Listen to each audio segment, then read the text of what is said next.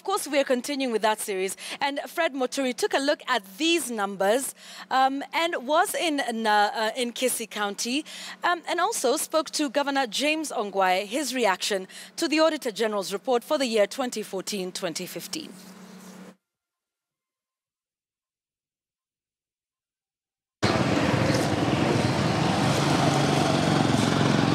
The Kisii County government is credited for improving the health system and the road network, promoting agribusiness, and turning its major town and some of the market centers into a 24-hour economy. The county, however, did not escape queries raised by the Auditor General.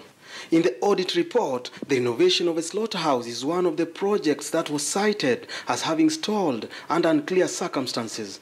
Hiyo slaughter hii kufungwa, wala yule mwenye kandarasi alikucha kachenga, yani tuseme ni sehemu kidogo tu.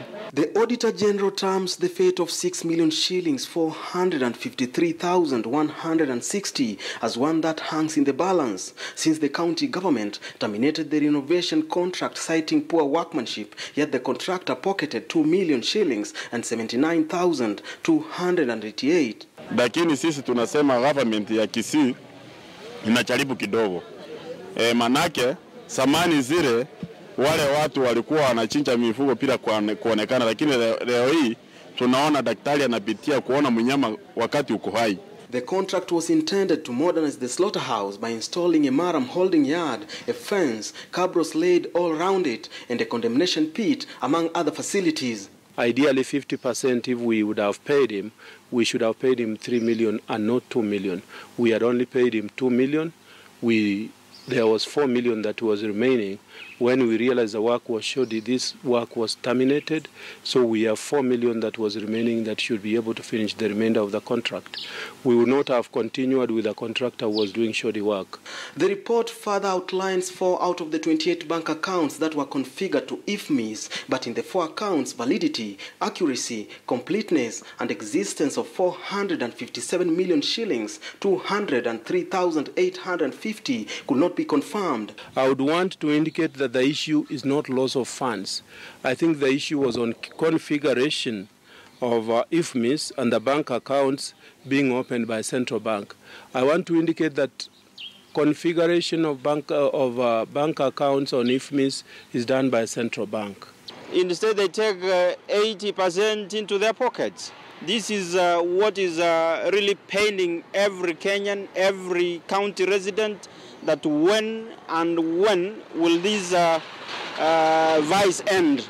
And out of the 135 million shillings budgeted for bursary, 30 million shillings was diverted and recorded as having been spent on conferences, training, and advertisement.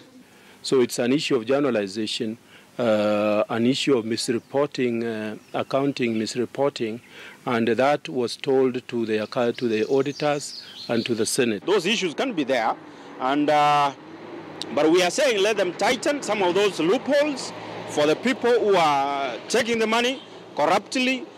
Talk about opportunities. Let's have equal opportunities. The county government also launched water projects that included reticulation, reviving of water schemes, and spring protection.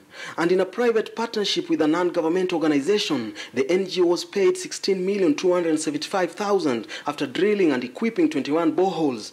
The Auditor General concluded that the partnership went against the provisions of the Public Procurement and Disposal Act 205. The County Assembly had already passed it as part of the budget, because it was indicated in the budget that they passed that this was a partnership that we were going to do with Scope International.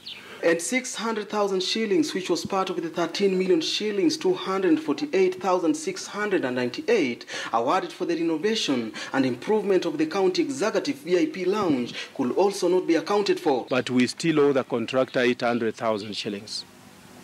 So in any event, even if he had been paid 600,000 shillings, we have not paid him 800,000 shillings.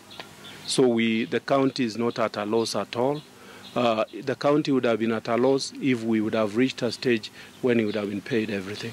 Also in the report, irregular seating allowances for members of the county assembly could not be accounted for. it was realized that MCAs will be paid maximum allowances even when they fail to attend all the 16 plenary sittings and 16 committee sittings. This trend, according to the report, saw the loss of 11 million shillings, 527,100. The clerk is under very strict instructions for myself that they should recover if they find any anomalies. County Assembly members are allowed a maximum of 32 meetings in a month. But what we noted is that now this has become an income, is a salary, which is even processed before the end of the month. The people who are processing the payroll, what are the supporting documents you are using to pay for the 32 meetings? The executive and the county assembly have said they will never accept the details in the report until it is approved in the Senate and in the county assembly. Fred Moturi, KTN News, Kisii.